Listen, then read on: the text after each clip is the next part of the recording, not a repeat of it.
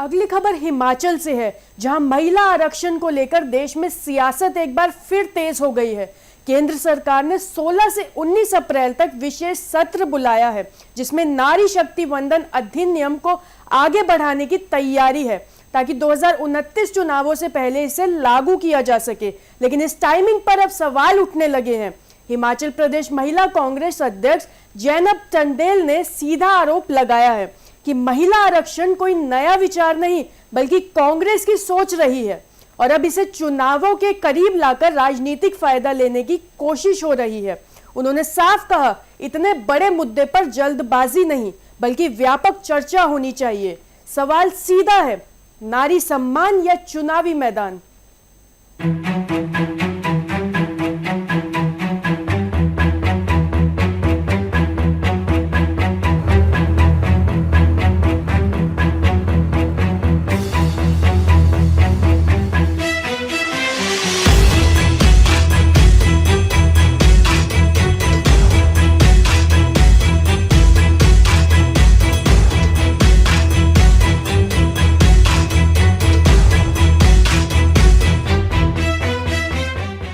तिहत्तरवां और 74वां हम संशोधन लेकर आए थे अधिनियम। उसमें हमने हर पार्टी 5 साल तक देखिए आप व्यापक चर्चा हुई और हर वर्ग की महिलाओं को उसमें हमने आरक्षण दिया और उसी का बेस है ये नारी शक्ति वंदन। उसी पंचायती राज का बेस है, फाउंडेशन, उसी फाउंडेशन के उस पर ये जो नारी शक्ति वंदन जो है ये पास हुआ है। तो हमारे यही कहना है कि ये जो जातिगत आपको सरकार के चुनाव के लिए जो है देखिए चर्चा नहीं हो रही है, तो मनसा क्या है? आप देखिए ना, 30 महीने का विलंब इन्होंने किया। 30 महीने, जब भी चुनाव आते हैं तभी ये क्यों याद आता है? आप बताइए, 2023 में इन्होंने किया था, 24 में लागू कर देते। मंशा तो चुनावी लाभ भी है, वो दिखाई दे रहा है ना सबको। अब 23 में इन्होंने पास किया, 24 में हमने कहा कि लागू कर दो, तब इन्होंने किया नहीं। तब इन्होंने कहा जनगणना परिसीमन को अनिवार्य जोड़ दिया। उसके बाद इन्होंने चुप्पी साध ली, कोई उस पर कोई इन्होंने बात नहीं की।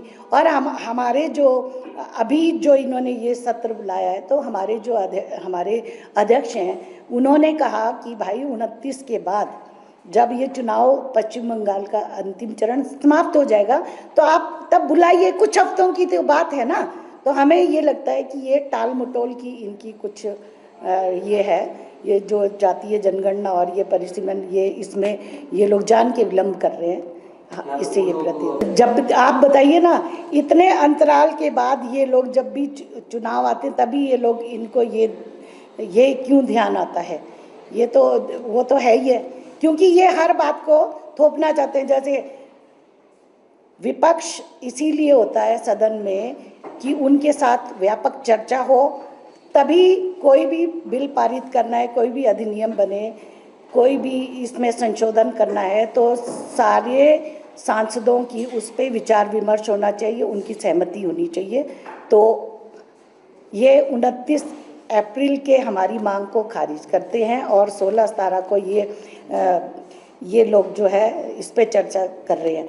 तो आप बताइए कि कहाँ सांसदों से चर्चा करनी चाहिए, कहाँ ये सम्मेलनों में, समाचार पत्र पत्रिकाओं में ये लोग बोल रहे हैं। तो इससे तो थोड़ा सा हमको इस पे लगता ही है कि ये एक तरीके से विपक्ष को बिल्कुल ही साइड में करके उनकी बात को नहीं सुनना है और ये टाल मटोल की जो ये नीति है, तो ये तो अच्छी बात नहीं है।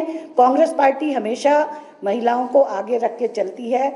आपने देखा, कांग्रेस पार्टी की ही ये सोच थी कि जब स्थानीय निकायों में महिलाओं को आरक्षण मिलेगा तो वो आगे अपने विधानसभा और लोकसभा में अपने आप को और भी सशक्त होकर वो उभरेंगी।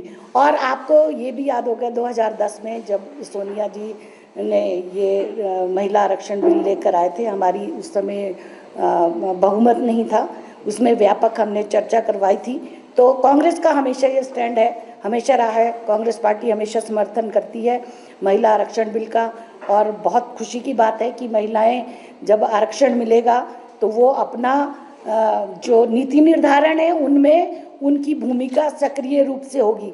जब वो अपने लिए कानून बनाएंगी और अपने बारे में वो व्यापक चर्चा करेंगी तो ये तो बहुत अच्छी बात है, लेकिन मेन बात जो है हमारा यही है कि 29 अप्रैल के बाद इनको इस पर चर्चा करनी चाहिए। यही हमारा पार्टी का स्टैंड है जो मैं आपके सामने आज रखना चाह रही थी।